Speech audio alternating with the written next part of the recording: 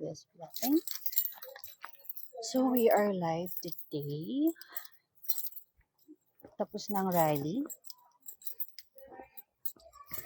So now, it's not already our might, our power that will move this country, but by God's Spirit. So, manindigan lang sa tama, sa hustisya, at kung ano ang kalooban ng Ama, yun lamang ang siyang maninahan. Everything is falling into the right places. Sabi nga, sa kasulatan, there's time for everything. There is a time to laugh, a time to cry, a time to live, and a time to die, a time to be in great riches, and a time to be poor. So it's a world balance. There are times that we are in a happy mode. Then, may pain. Paano nga ba natin malalaman ang isang kagandahan kung hindi natin nakita ang side ng isang pangit na pangyayari?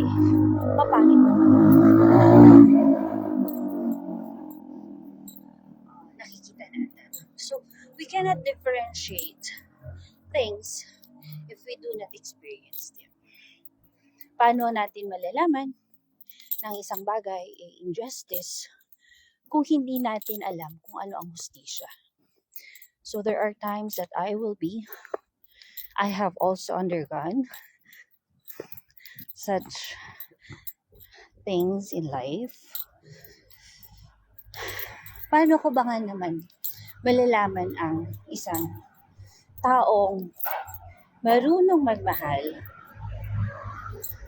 kung hindi mo nakita ang isang taong makasarili? So those are things. So there is a connection with the laws of the universe kung anong na tututunan natin sa salita ng Diyos. Kasi pagkakasabi ng iba, diba? Ano ba ang kalooban ng Diyos?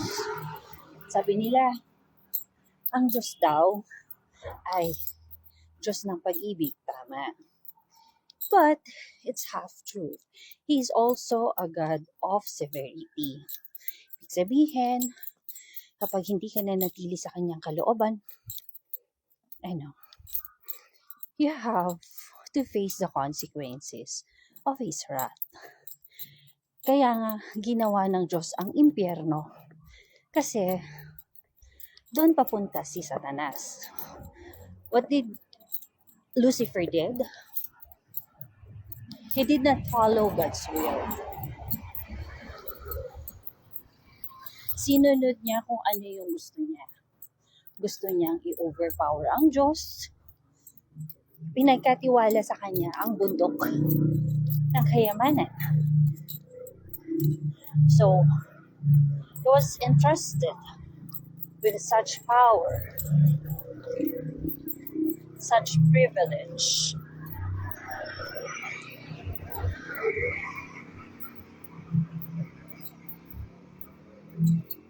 Kaya pag pinagkatiwalaan tayo ng Diyos, ng kapangyarihan, ng pera, ng karangalan, this should be used only to glorify Him, not to glorify ourselves. Kasi nga, lahat ng nasa mundo ito, hindi natin pagmamayari. Ito ay pagmamayari ng Diyos na kailangan ginagamit natin to expand His work here on earth. Pero anong ginawa ng mga tao? Nagkanya-kanya sila. naging gahaman.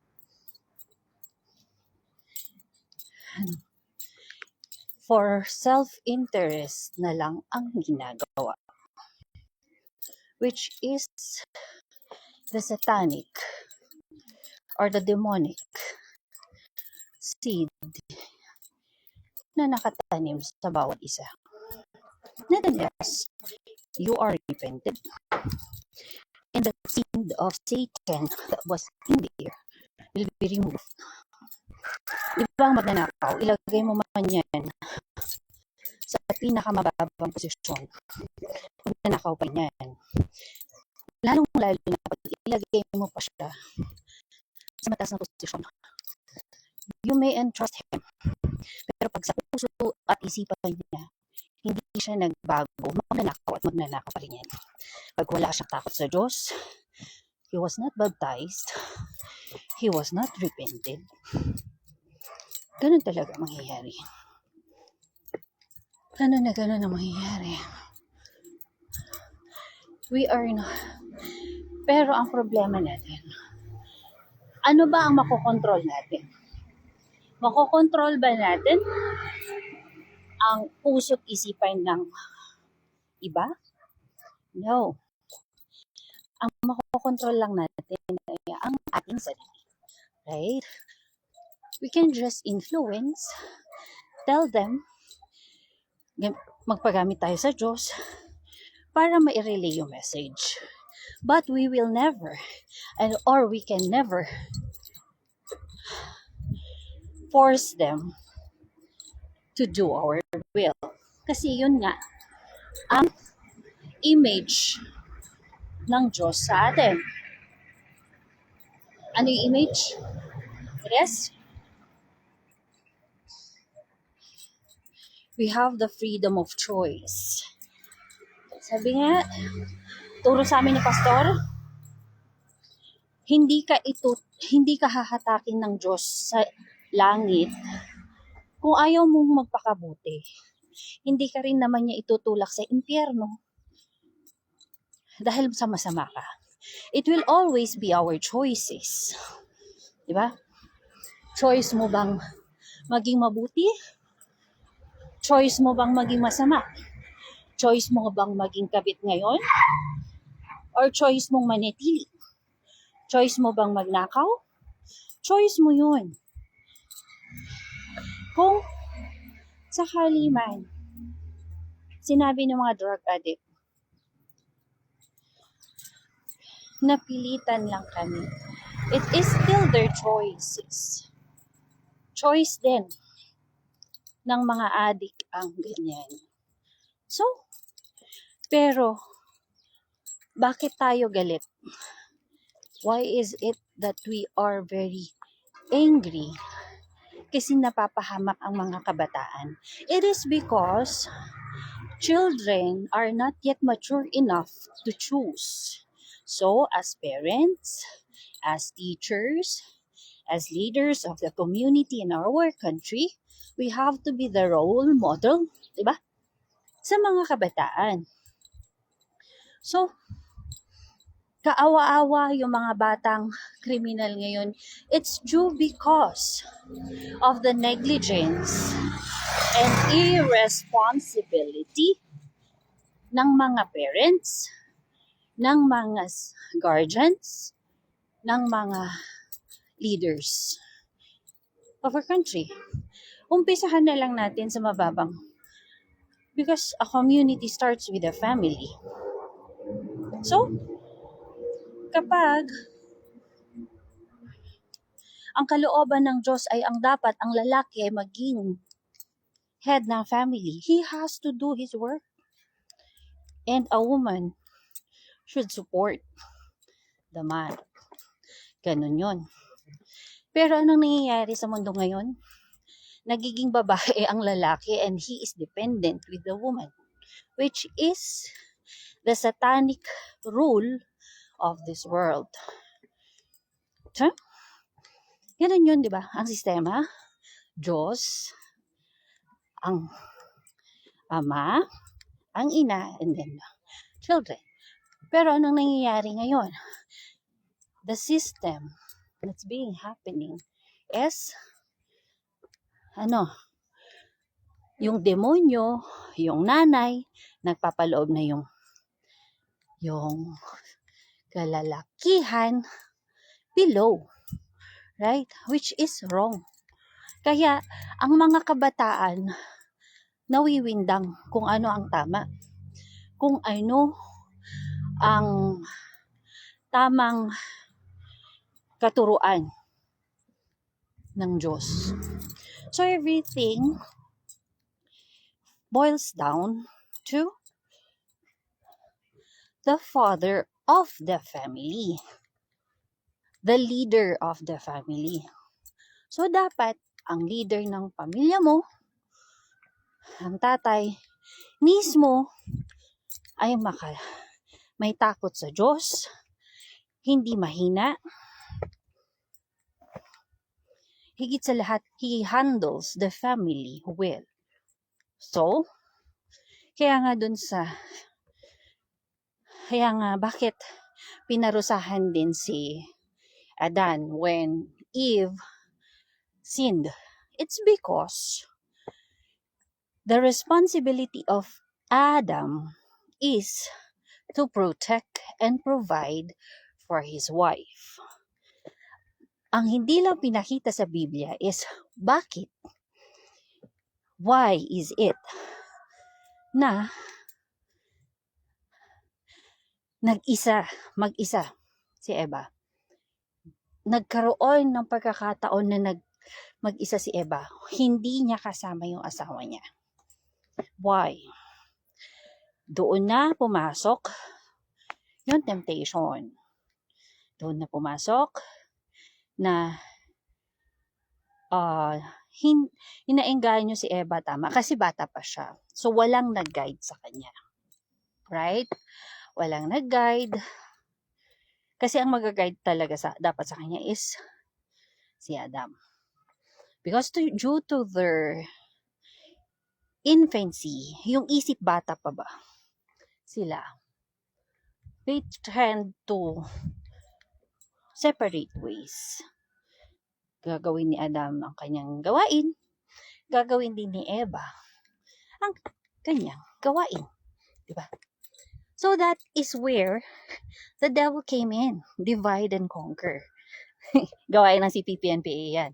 You divide them and then you conquer them. Okay? So that's why, yun ang tema ngayon ng CPP-NPA-NDF, or what we call the highest realm of rebellion, terrorist, the Illuminati, the Antichrist, and the Freemason. Sinisira nila yung foundation ng family. They are destroying the relationship between the husband and the wife. That's why si Satan, di ba? Anong nangyari? He went to where? He went to Eve, tempted her, and then alam na natin yung story. I will expand that in due time. Kasi babalik ako. So, anong kalooban ng Diyos doon? Ang kalooban kasi ng Diyos doon is magsama si Eva at si Adan. Pero what they did, naghiwalay sila, and due to naghiwalay sila dahil bata pa nga sila, wala yung nagsabi na mali ito, mali yan, doon pumasok si Satanas. And then, he tempted na si Eva. Ngayon, ang sabi ng Diyos, huwag niyong kainin, di ba? Pero kinain. It's because no one guided her during that time. And that desire came to her. The desire of power. Kasi nga, ninggayan niyo siya ng Satanas, di ba? Eva, di ba? Just by talking to her there. So, ngayon, sa sistemang ganyan, na naghihiwalay ang mag-asawa, anong nangyayari po? Ang nangyayari ay nasisira ang mga kabataan, nasisira ang lipunan, nasisira ang komunidad. Doon pumapasok yung mga drugs, fraternities, ano pa ba? Sorry sa mga LGBTQ, it's because poor parental guidance leads to improper reflection of who we really are. Kasi naman, talaga ang ginawa lang talaga naman ng Diyos ay babae at lalaki. So, in the kingdom, we do not discriminate them. They are coming in. Pero, they have to follow God's will. Diba? Na kung pinanganak kang lalaki, you have to live as a man. Kasi nga, yung mga LGBTQ, they are spirit of the devil was already implanted unto them. And of course, dahil sa maraming sumpa ang mga parents, ang mga lola, that's why napupunta sa mga anak and then the grandchildren ang mga sumpa. So, those are the curses of this world. So, yung may nagsabi, kasi yung, ano bang kalooban ng Ama?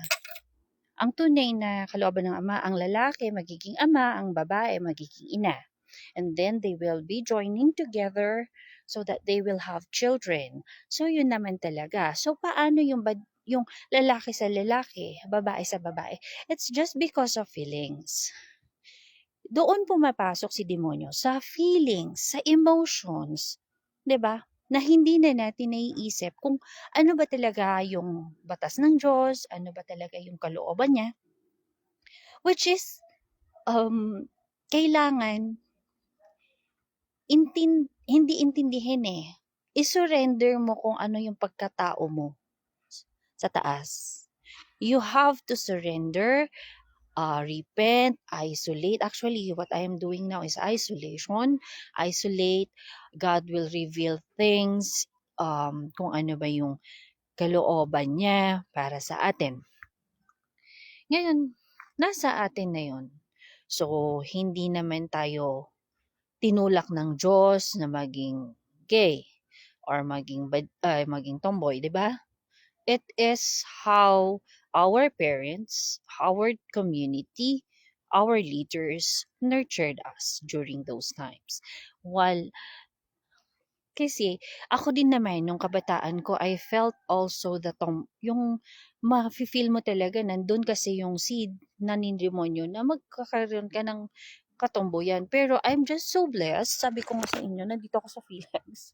Because I was guided by my parents to be here.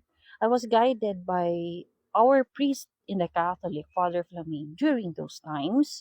Our teachers, they are very, very keen to the words of God. Hindi man nila alam yung salita ng Diyos sa Biblia, but yung sabi din, I'm sorry, sabi doon na, do not do unto others what you do not want others to do unto thee. That's why. So, if we do something, kailangan kung ano yung gusto nila mong magawa sa'yo, yun ang gawin mo sa kapwa mo. If you do not want them to do it unto you, do not do it unto them. Di po ba? So, yun yung mga kailangang actually ituro natin sa mga kabataan, which was also entrusted to us. Yun din yung tinuro kasi sa amin during those times. Ngayon, kaya nga balik tayo sa kung ano yung kalooban ng Diyos. Hindi sa lahat ng oras, sa lahat ng pagkakataon, nasa mabuti tayo. We make mistakes, tama. Dahil we're still human and we're not perfect. But, even in the divinity, there's still that so-called the demonic side the demonic side, hindi naman lahat ng demonyo masama. There are deceived spirits there that needs to be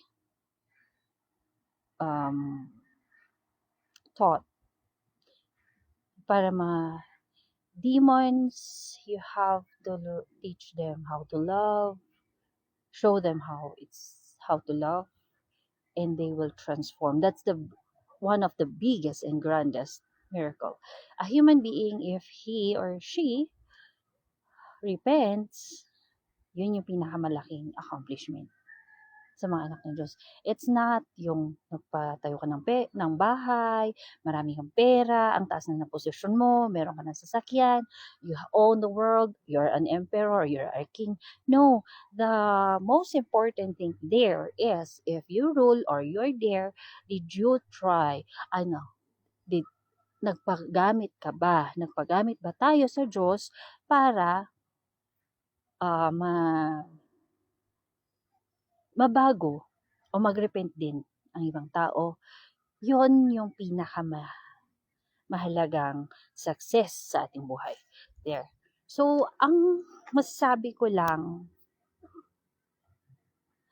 the corruption in the government is already their choices. So, every choices that we make, there's a corresponding consequences.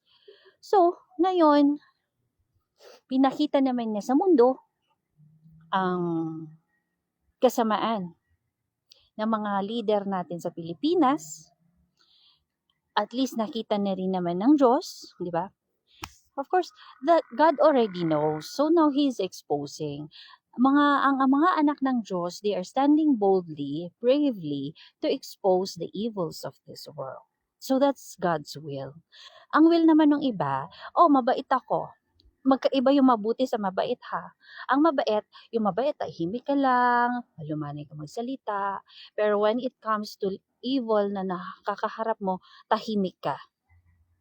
Kasi, mabait ka lang kasi for your self-interest. Pero, kapag mabuti ka kasing tao, whether you are speaking boldly, malakas, pero yung puso mo ay para sa ikabubuti ng nakararami at hindi pansarili, that's the good person. Diba? Yun yung kalooban ng Diyos. Ngayon, kaya nag-e-expand ang mga masasama or nagiging masama ang mundo. It's because people who are mabait are only saying, I just have to be here. Ito lang, magpapakabuti lang ako, dito lang ako sa family ko, ganyan. And then they do not want to expose the evils of the world. While for the mabubuti, they are the chosen ones, they are being given the tongues of fire of God to use their voices to expose the works of the devil. Diba? So, yun yung mga kalooban ng Diyos sa atin. We have to use our voice to propagate truth and justice. Dahil ang Diyos, hindi mo siya wino-worship engraven images. No, you cannot. The devil is in there sa graven images. He is everywhere. He's omnipresent, omnipotent, omniscient, di ba? O kahit dito, di ba? He is everywhere. And I'm so glad and I'm so happy kasi may internet. Wala man akong pera. But I am also, parang ganon, I am relaying this from Philippines, from Felix, globally, sa Russia, pag napanood to, di ba? Real time. Then, there. So, where am I? Ngayon, sa atin kasi, so my mission now, kasi nung 2008, nung nakilala ko naman si Pastor, hindi pa naman to yung ministry ko. So, it's a process. I have to purify myself first. Alisin, cleansing, maraming trials, maraming temptations, maraming persecutions para ma-check yung heart mo, malinisan, kung ano yung mga pagkakamali mo. And then, doon naman kasi makikita ng Diyos eh. Pag nagkamali ka pa ngayon, kunwari, meron kasi yung time na, di ba, parang sobrang bait mo na, there's nothing. Wala na silang babangga sa'yo kasi masyado ka lang, yung parang, ang linis-linis mo, ang taas-taas mo, and then God will give a certain temptation that will ruin your reputation and you will be very, very controversial. That is where God also will test our hearts and minds. Masasabi ko yun. Kasi, prior to that, di ba, sabi ko nga, I'm very religious. Religious muna noon. So, religious. Um, I hate those uh, bad women. I criticize them, ang kabobohan, ang kadugyutan nila, why is it that they are having many partners, like that. So all of a sudden, God will really let you realize that there are some things, some people in this world that who are tainted. They are already given a brand, tatak, they were already titled na they are already a prostitute, an adulteress, diba? Mga babaeng mababang lipad. And then, why is it that the world is already making it, alam mo yung normal na sa mga babae na parang damit na palipat-lipat ng mga lalaki, papalit-palit, which is wrong. Likewise also for men. That's, si Solomon, he was a king, he has many wives, right? He was so blessed. Pero, nagkamali siya doon. Nagkamali siya doon. Ito yung surutan. Nagkamali siya nung time na mas pinili niya yung mga salita ng mga asawa niya kaysa sa Diyos. So, he made rebulto ng mga asawa niya, which is wrong. Kaya nagkaroon siya ng curse during those times. He was very, very blessed. He was totally given a chance. Ngayon, ang problema is, ano ba yung kakailanganin natin?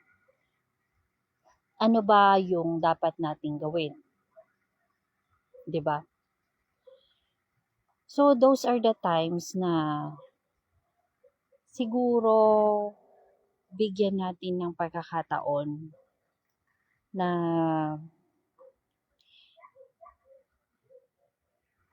i-meditate kung ano talaga ang kalooban ng Diyos. So, those are the things that we will be doing in the things that we are doing.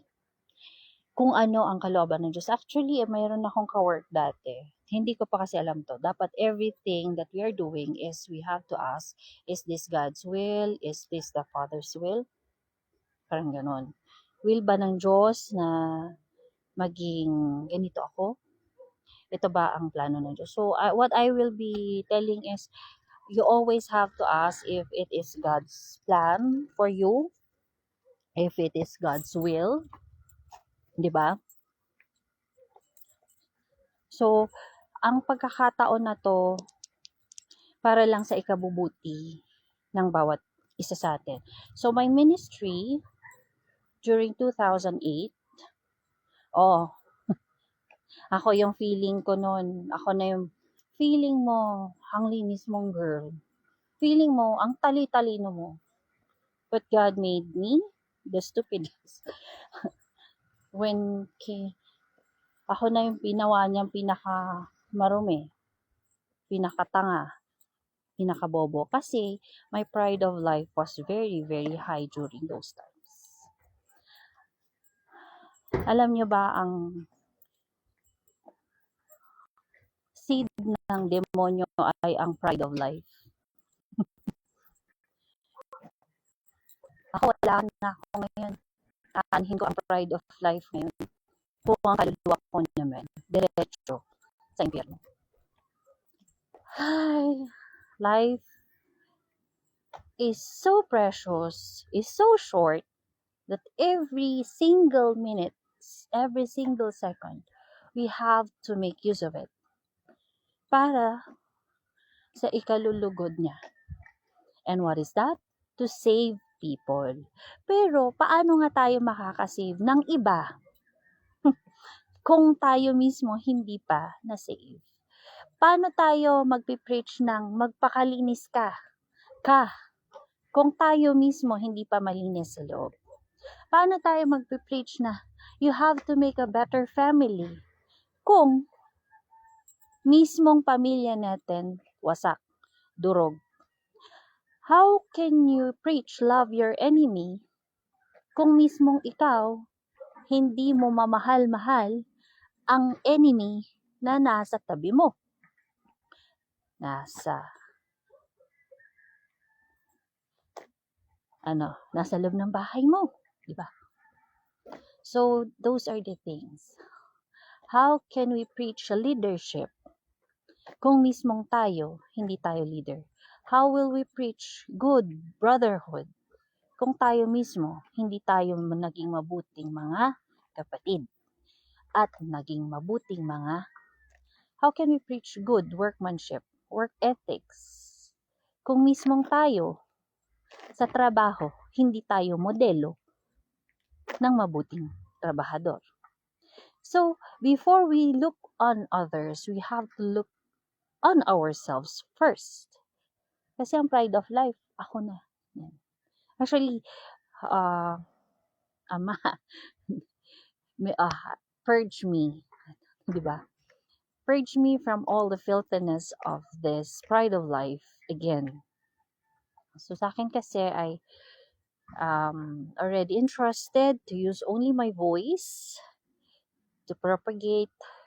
And I'm so thankful because being a teacher, I'm using it already to teach kung ano yung mga naranasan ko. So now, babalik ako dun sa ang taas ng pride ko noon bilang babae. You've thought you're so clean, you're so high, pero yung high ko pala noon, talampakan ko pala kayo. Di ba? Parang ang taas ng pride mo. Kasi, ganun. Engineer ako, may license ako, nakapag-aral na ako. And then, I don't know, yung mga babaeng yan, dami nila. Which is wrong. That's the pride of life na doon, papasok ngayon ng Ama. Papaluin ka na niya. So there, God is also severe. Hindi lang siya pag-ibig. Severe din siya. Mas matindi siya. Ang pag-ibig niya, pamalo muna, di ba? Papaluin ka niya. Pero pag pinalo ka niya at ang choice mo pa rin, hindi magbago. Sorry. There will be coming a time that you have to draw the line. It's already, you have reached already the line of unpardonable sin. Di ka na mapapardon those things. Kaya, yung babalik tayo dun is, yung pride of life mo, dati, ang taas ng tingin mo sa sarili mo. Pero nung as time goes by, when the Father uses me, and I was really contemplating to all the preachings of our beloved pastor, kung ano yung naranasan ni Jesus Christ na Ama natin during those times, na naranasan ni Pastor, it was also given unto me. Hindi man kami pare-pares ng mga pinagdaanan, pero the way our hearts worked on that. Diba? Physical brutality, betrayal, the pride of life, nawala na sa'yo lahat, tinalikuran ka na lahat ng pamilya mo, lahat ng friends mo, mag-isa mo na lang. Alam mo yun, you and me against the world, ikaw at ang Diyos na lang. I also went through that. Yung binigyan ka ng betrayal, na problema na talagang yung tuhod mo nandun na sa floor, hindi lang yun. pati noo mo, nandun na sa floor, ganun kababa ang sakit ng puso mo. That is that is the greatest pain. So, yun na yung pain ni Jesus Christ during those time na siya ay binetray and then pinako sa krus. So, those are the things na dapat, sana, nakikita natin. Useless ang pagkakaroon ng lisensya. I have a license pero hindi ko na gagamit. Pag-aaral natin, yung pag-aaral natin, hindi. Kung hindi naman naturuan ang puso't isipan natin sa salita ng Diyos, it's useless. Useless talaga. Kahit pa sabihin nilang, nakapag-graduate sa UST, may PhD, may DDD, naka-masteral, naka-doctorate. When God sees you, you're nothing. He will see how your heart and mind focuses on His will. Kailangan makagraduate ka muna sa kanyang salita, sa kanyang mga gawa. So yun, 2008 to 2026. Looking back, kung ako ngayon, looking back 2008, noong 2008 ako, dami kong worries sa buhay. Anak ko, damit ko, kwarto ko, ganyan. Puro lahat ko muna. I cannot see already. It's full of chaos during those times kasi wala ang Diyos sa akin. For me also to be a model to my children. Kaya naging chaotic. Pero I'm so blessed and thankful to the Father kasi as time goes by, nababawasan yung aking pagkamaldita, pagka-demonita, lahat ng ganoon. Hanggang sa time na God used me already to handle not only my family, my work, it's a work area ko, and then students, diba? Mga students ngayon, mas matalino pa daw sa mga teachers nila eh. Mas takot pa nga teachers sa mga students ngayon eh. Pero sa akin is, God, as time goes by na ako ay nag-handle ng leadership, He's purifying my heart for me also to see and understand others. So doon ko nakita na ang mga kabataan kaya nawawalan ng landas at tumatalima sa ibang tao, hindi na sa parents, it's because the parents are also chaotic in their hearts and minds. Wala na yung Diyos sa kanila. Na dapat, ang ama ng tahanan, ang unang nagtuturo sa mga anak. Pero anong nangyayari? Mas inuuna ng mga tatay ang pera, babae, ano pa, di ba? Pera, babae, ano pa? Power, ganyan. Ano pa? The pleasures of the world, inuuna na ng mga ama ng mga tahanan, which is wrong. Yung mga ina naman, dahil sa weak, dahil gusto naman na imbis na silang nag-aalaga, gusto nila silang inaalagaan, which is baliktad. Kaya mga kababaihan ngayon, kung they do not have already that martyrdom or loyalty or the patience and endurance to be a good wife or a good mother in the family, to be a strong, wise person, so that the children will also be be good. Kasi ang magtuturo naman sa mga kabataan is the mommy. Kasi nga, the husband will be working outside. He will be the one intercommunicating to the outside world of their family. And then the woman should be staying at home, managing the house. Pero ano nangyayari? Yung mga ina, imbis na nandun sa loob ng bahay, lumalabas. Iniiwan ang mga anak. Hinahaya ng mga anak na gumawa ng mga gawain niya. And she wants to roam around the world dahil gusto rin niya ng pleasure. So there, if the man, the father and the mother wants only pleasure for themselves, self-interest, anong mangyayari sa mga anak nila? Mapapariwara. Dahil mapariwara sila, mapupunta sila sa mga masasamang elemento. So, that is the basic core, the root cause why children are very chaotic these days. Because they let Satan destroy their family foundation. Yan. Yung ang bilis umalis sa pamamahay, iwan ang pamilya ng mga ama, ang mga ina at anak nila, at sasama sa iba. That's irresponsibility, and they do not want accountability. Gusto lang nila ng pleasure. Madali ang buhay. Hindi ganun ang dapat ang lalaki. He has to shoulder everything. And he has to teach. And hawakan ang tali nung kabayo, parang ganun. He has to lead the way. Right? Yung mga kababaihan naman, disiplinahin naman ang sarili. Ano yun? Pag hindi na didisiplina ang sarili, napapariwara na. Nagiging patay sinding ilaw na sa labas. Imbis na nasa loob lang ng bahay. Actually, yung mga mommies and aunties namin, nuring kabataan namin dito sa Philex, seldom you will see them on the streets. Seldom you will see them nagkukumpulan na rin. No, nandun sila sa bahay. They're using their time productively.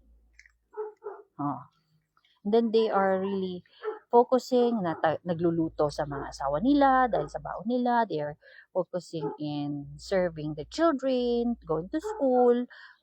Pero anong nangyayari? Ngayon, kanya-kanya. May work si mommy, may work si daddy. The children will do the household works. So, asa ng modelo ngayon ng buong pamilya? May nagsabi sa akin, useless daw. Kasi wala akong work. Useless daw ako dahil wala akong work. Kasi I am not giving money. Ano ba talaga ang trabaho ng nanay sa isang pamilya? She has to take good care of the family inside. If time goes by, I work outside, it will be God's will. Pero yung pipilitin mo, it will be money matters to those who do not have faith. Pero kapag malaki ang faith mo, God will provide everything that you need. Ikaw naman, yung ama, imbis na huwag kang magpakita ng kaduwagan, yung malamya ka, hindi mo pwede dapat ipakita sa mga anak mo yun. You have to be the model of a strong father who knows how to take good responsibility, and you also have to be the model na alam mo yung accountability mo. Hindi mo pwedeng ipakita dapat sa mga anak mo ang kahinaan. Lalo na kapag kabataan pa nila. Kasi, kaya nagiging malamya ang mga bata ngayon kasi nakikita nila yung mga tatay nila. Alam mo yung madali sila sa natitempt sa pera, sa laman, sa pagkain, sa suhol, sa posisyon, di ba? Sa mga karangalan, ng mga titulong ganyan.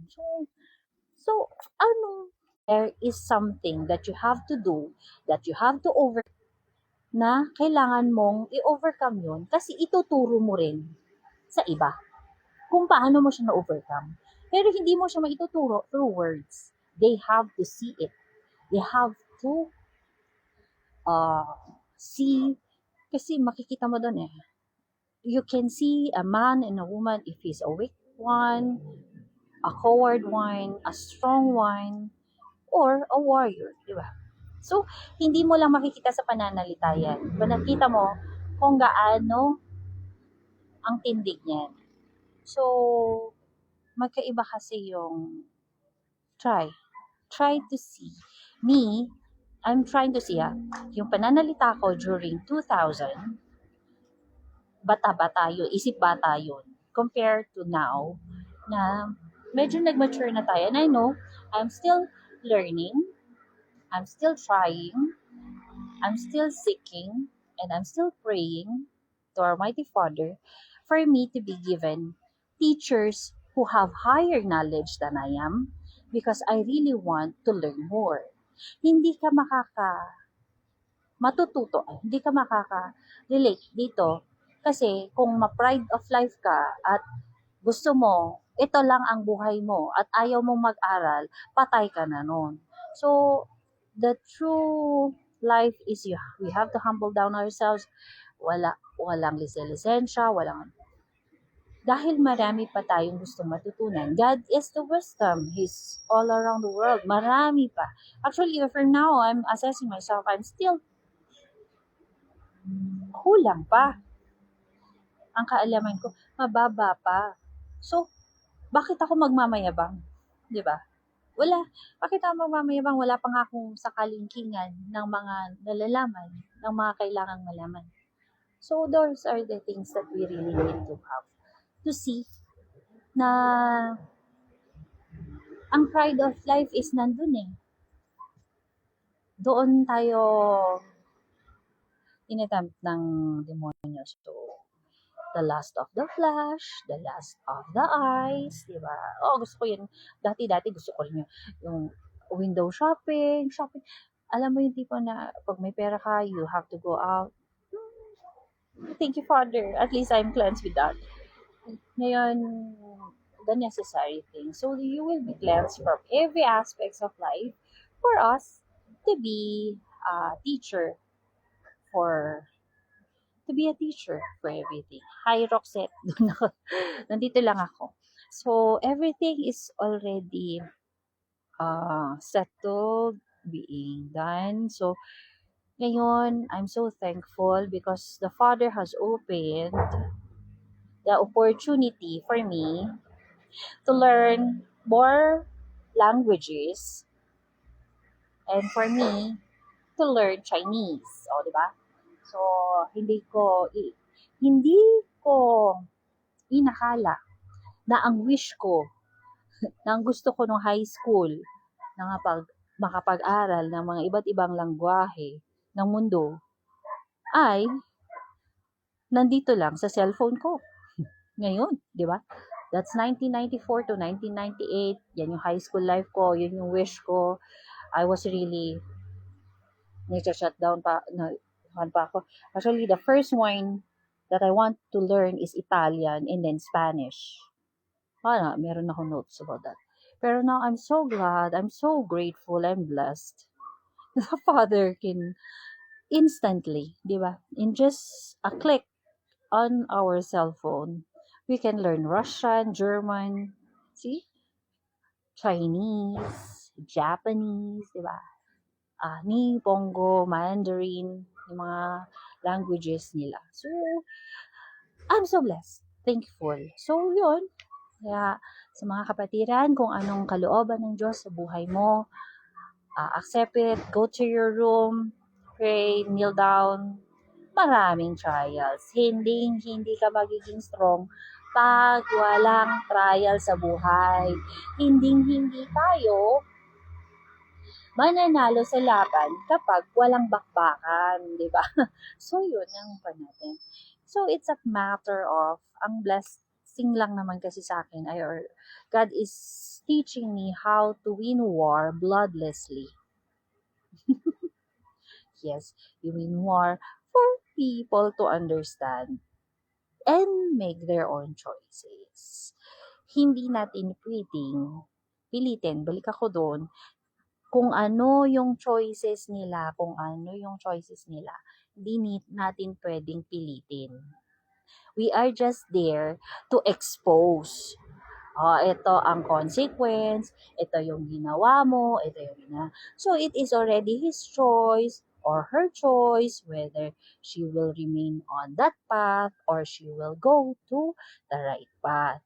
So, yun yung image ng Diyos. Yun yung natutunan ko kay Pastor as time goes by, di ba? Na ang image ng Diyos ay ang freedom of choice natin. Hindi, ang demonyo hindi kanya itutulak sa impyerno. He will tempt you, pero hindi siya ang magtutulak sa iyo doon sa impyerno. Ikaw, kung gusto mo, kung ayaw mo, hindi ka pupunta ng impyerno. Langit ka. Hindi ka rin naman hahatakin ng Diyos papuntang langit. Right?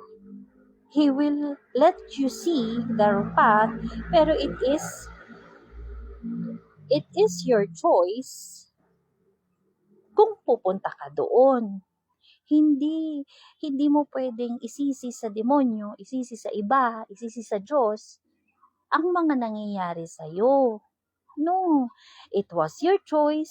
You have to take the consequences and you have to accept that you made that choice. Huwag mong ipagpilitan na iba ang nag-choice sa'yo. No. Kasi kung hindi ka man mag-choice, hindi ka hindi mag-choice, hindi ka man namili, di ba? Pag pinagpili ka, mamili ka, dito ka sa impyerno o sa langit. At ang pinili mo, hindi ako mamimili. Choice mo pa rin yun. It's your choice na hindi ka namili. So, there's certain consequences there. So, yun yung hindi natin mababago. Right? Kasi yun. Kaya, kung mamatay man tayo ngayon, whether we are in heaven or in hell, it was our choice. Kapag tayo, kaya yung mga drug addict, tama yung pastor mga drug addict, pinili nila yan. May mga mahihirap naman talaga, hindi naman nila pinili yan. Pinili pa rin nilang manalig sa Diyos at they work hard for a better future. Ang problema lang sa mga kabataan, sabi ko nga, inosente sila dahil sa kapabayaan ng mga magulang at mga leaders at mga teachers nila. If the parents cannot do the responsibility, there should be some guardians on the community. There are leaders there who should have, because they were given the responsibility to do their work. Yan. That's why nga may barangay. That's why there's a division in the hierarchy of leadership. Dahil hindi ka pinaupo sa leadership na yan para mangamkam ng pansarili mo. You were put there to serve the people. Isipin mo kung ano ang ikabubuti ng mga taong sinasakupan mo. Ganon din sa pamilya bilang isang ama. You have to see kung ano yung ikabubuti ng pamilya mo. Like a mother also. Right? So there. So, that's where I will end my video for today. That's God's will. Be responsible. Take accountability.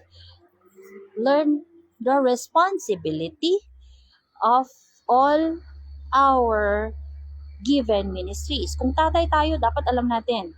Nanay, alam natin. Takderan tayo. We stand for it. If we're given the power in the government, we have to stand for it. In righteousness and justice. Hindi ka pinunta dyan para mangamkam at sisirain mo ang kinabukasan ng bata. Before mo paluin ang bata, make sure na ikaw dinisiplina mo din sila. Yun. Paano didisiplinahan ng gobyerno ang mga bata kung ikaw mismo na magulang hindi mo madisiplina yung sarili mo at hindi mo madisiplina yung mga anak mo? No. That's not God's will. So balik tayo kung ano yung trend ng Diyos, anong kalooban niya. It should be God, man, woman, children. Ang baliktad, ang kanang demonyo, babae, lalaki, mga anak, which is wrong. Okay? So we have to go back to God's will. We have to go back to everything that He has taught us. Huwag mong gawin sa iba ang ayaw mong gawin sa iyo. Ano pa? Dapat may takot tayo sa Diyos. Alam mo nang masama. Alam mo naman kung anong tama at mali.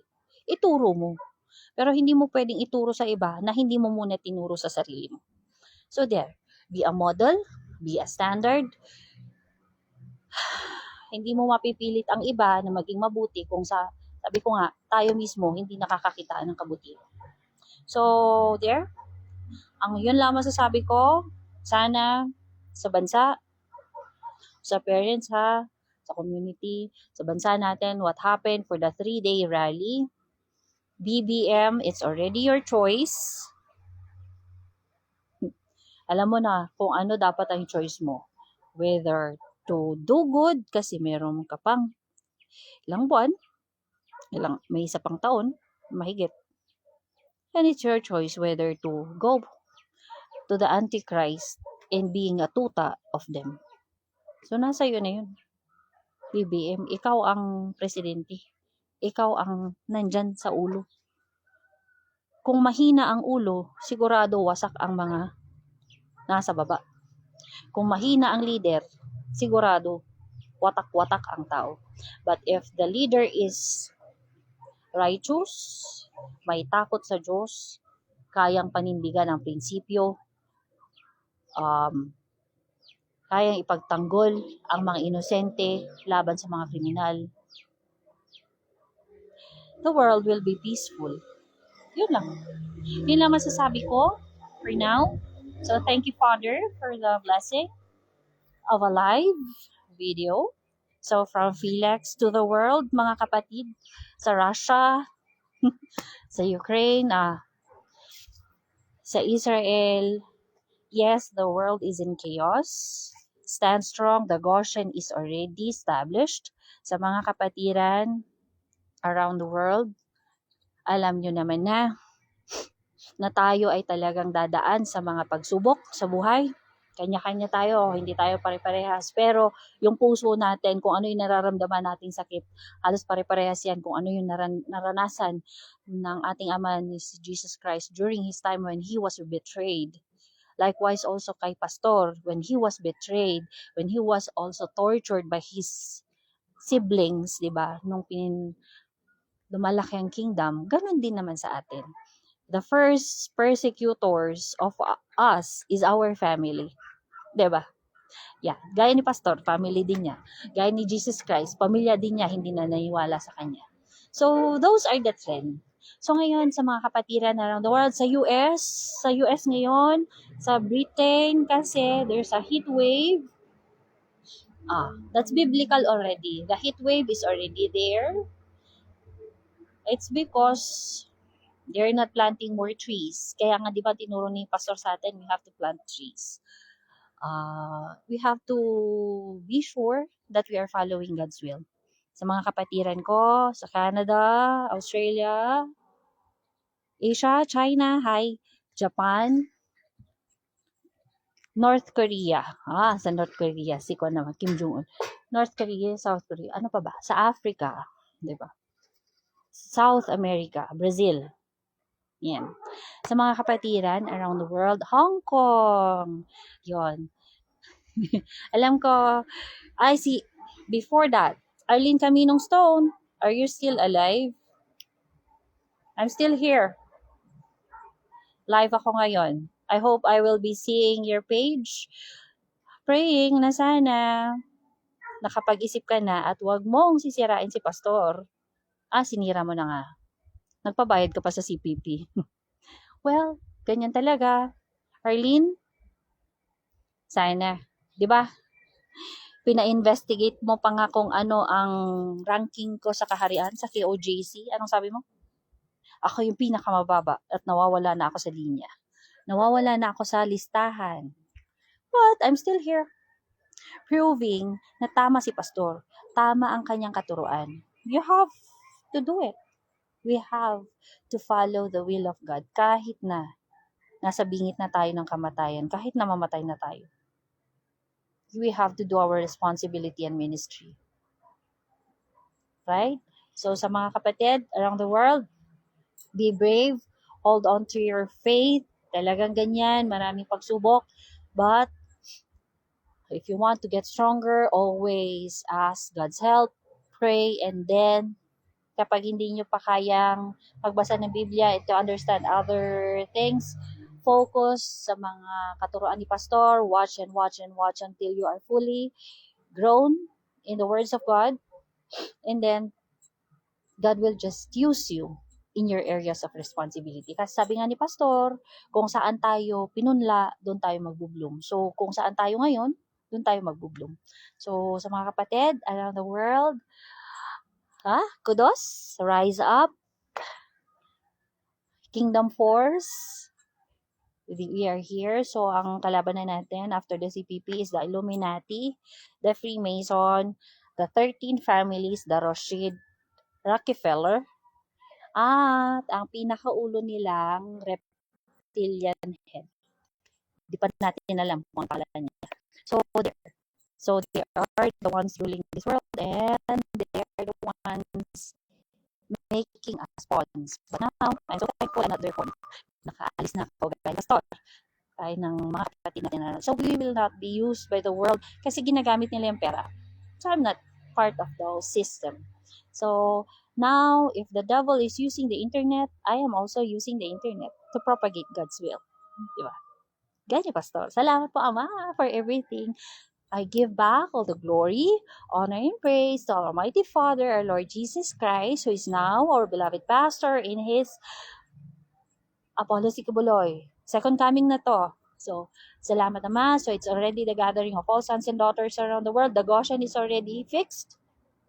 Para sa mga anak, kasi the Great Tribulation is already happening. War is already around the world. Great heat wave. Malalakas na hurricane, earthquakes, the HARP is there. They were using the AI.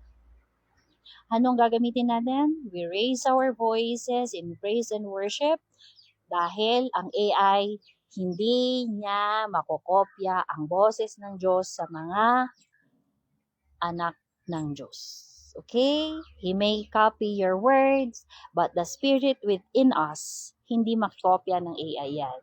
So, Elon Musk, may God bless you, and may the Father use you to propagate His will. So now we're going up to the realm of this world. So sa universal na tayo. At least marami na sa mga Pilipino ang gumagalaw sa Pilipinas. They are already open. So, salamat Ama. Okay, bye everybody. Salamat po Ama for the privilege. Thank you to our beloved pastor, even if you're there. Sa mga kapatid ko. Amen.